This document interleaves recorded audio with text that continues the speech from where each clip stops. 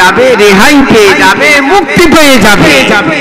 বাদশাহ দুর্জনা বলছে, ও আমাকে শিক্ষা দিতে এসেছো, আমাকে শিক্ষা দিতে এসেছো, ঠিক আছে, তোমার মজা এবারে চাকাচ্ছি, তোমার মজা এবারে চাকাচ্ছি।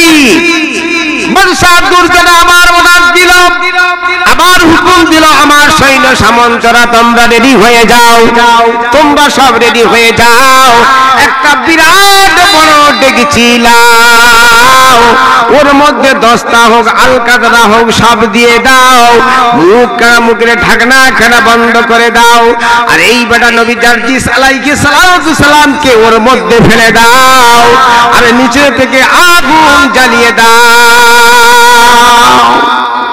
যেন বেটা ওর মধ্যে সিদ্ধ হয়ে জ্বলে পুড়ে ছারখার হয়ে যায়। মুহূর্তের মধ্যে বাদশাহ দুর্জনার সৈন্য সামন্ত রেডি করে ফেলল বিরাট একটা ডেকচি, তেলের পিপ দেখেছেন বড় বড়, ওর ভেতরে যদি একটা মানুষকে দিয়ে তেল দিয়ে দস্তা দিয়ে ইতিটা দিয়ে দিয়ে যদি ঢাকনা দেওয়া হয়, চাবি দেওয়া হয়, বেরোতে পারবে। আর নিচে থেকে যদি আগুন জ্বালিয়ে দেওয়া হয়, জ্বলছে জ্বলছে জ্বলছে জ্বলছে, রেডি করা রেডি হয়ে গেল, জাল দিতে নিচে জাল দিতে শুরু হয়ে গেল, বিশাল আগুনে তাপ উঠতে লাগলো, আগুন দাউ দাউ করে জ্বলতে লাগলো।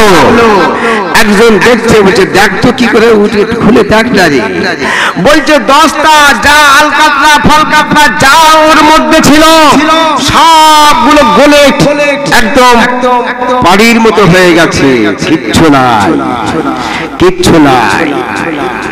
মুখখানা খুলে দেওয়া হলো, চলছে, দেওয়ার পরেতে আল্লাহ তাআলা হুকুম করছে, কাকে? আল্লাহ তাআলা ওই আগুনকে হুকুম করছেন, আগুন রে আমার জারজিস নবীর একটা পশম জ্বালাতে পারবি না, যদি জ্বালাস তাহলে আমার হুকুম যদি তোরা না মানিস অবস্থা খুব খারাপ। তো আল্লাহ রাব্বুল আলামিন হুকুম দিলে আগুনকে, আমার জারজিস নবীর একটা পশম যেন না পড়ে, চামড়া তো দূরের কথা, একটা পশম পর্যন্ত না যেন খসে। আর আমার জারজিস নবীকে ওর ভিতরে ডেকচির ভিতরে আমি আল্লাহ তাআলা ফুলের বাগানের মতো বানিয়ে দিলাম। জারজিস নবী সুস্থ অবস্থায় ওর মধ্যে বসে রইল, ঘন্টার পর ঘন্টা, ঘন্টার পর ঘন্টা দাউ দাউ করে আগুন জ্বলতে লাগলো। আল্লাহর নবী জারজিসের একটা পশম পর্যন্ত পড়ল না। জোরে বলুন সুবহানাল্লাহ। আমার প্রাণের মুসলমান ভাইজানেরা, আপনারা অনেক ওয়াজ নসিহত শুনেছেন। ইব্রাহিম নবীর বাপের নাম ছিল কি? আজর। আজর না? ইব্রাহিম নবীর বাপের নাম আজর। মূর্তি পূজা করত, মূর্তি পূজা করত। আর ওই নমরুদ বাদশাহ করেছিল কি? ইব্রাহিম নবীকে আগুনে ফেলে দিয়েছিল। শুনেছেন তো? ইব্রাহিম নবীকে আগুনে ফেলে দিয়েছিল। কেন? যে সব মূর্তিগুলো ভেঙে দিয়েছিল, আর বড় মূর্তির গলায় কুড়ুলখানা নিয়ে ঝুলিয়ে দিয়ে চলে এসেছে।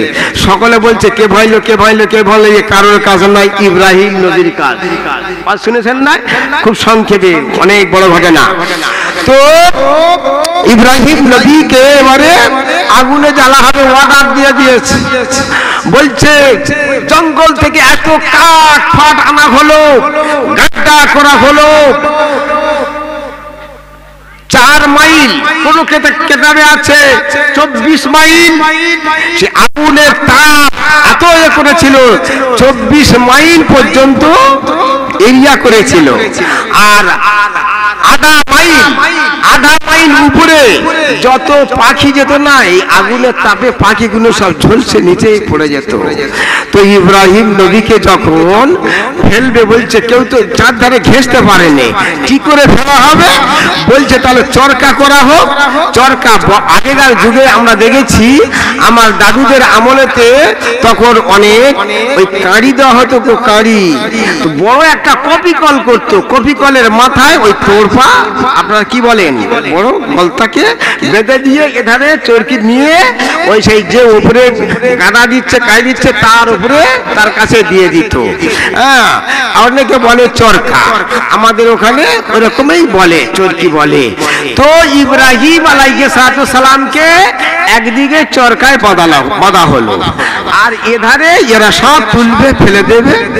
কিন্তু আল্লাহ রাব্বুল আলামিন তার নবীকে বাঁচাবে, তো ফেলে দেবে, তো ফেরেশতারা এসে ধরে আসে। আঘা মাথায় ইব্রাহিম নবী আছে আর ফেরেশতারা আছে, তুলতে কোন রকম পাচ্ছেন না।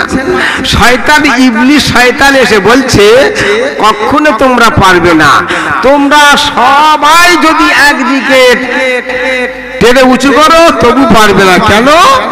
ওখানে ইব্রাহিম নবীর সঙ্গে আল্লাহর ফেরেশতারা আছে, তো কি করতে হবে? বলছে অসতী মেয়েদেরকে আনতে হবে, অসতী মেয়ে ছেলেকে নিয়ে এখানে এ করা হবে, করলে ফেরেশতারা ভেগে যাবে, ফেরেশতারা চলে যাবে, তখন তোমরা ফেলে দেবে। কে বললো? শয়তান।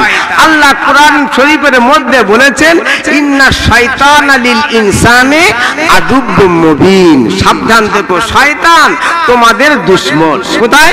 কোরআন শরীফের মধ্যে অনেক জায়গায় শয়তানের কথা আল্লাহ উল্লেখ করেছেন, মানব সাবধান হয়ে যাও। তো ইব্রাহিম আলাইহিস সালামকে যখন চোখে ফেলে দিও, এরা অসতী মেয়ে ছেলে 40 জন, বেটা ছেলে আর 40 জন মেয়ে ছেলেকে নিয়ে উলঙ্গ করে তারা কুকর্ম করতে লাগলো, ফেরেশতারা দেখে চলে গেল। তো